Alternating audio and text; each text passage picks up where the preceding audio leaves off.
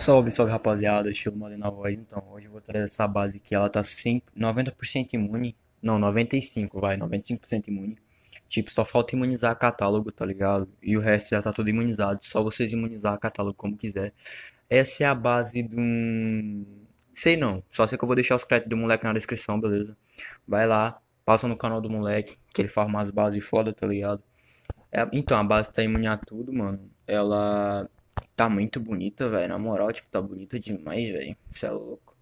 Essa privacy aqui eu acho ela muito bonita, tá ligado? Aqui é a Assunção GB, Black Up Restore, tá ligado? Note, se você tiver problema, tá? Pá, tem um clear cache. Tem uma função de imunidade, tá ligado? Deixar áudio em milésimos, tá ligado? Tem só isso daqui mesmo e tem o clear chats que ele colocou. Testar a internet, tá ligado? Tem Media Settings e agradecimentos, tá ligado? É, Imortal MDZ é o nome dele, tá ligado? Passa lá no canal do moleque.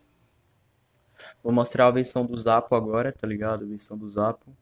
Help, App Info.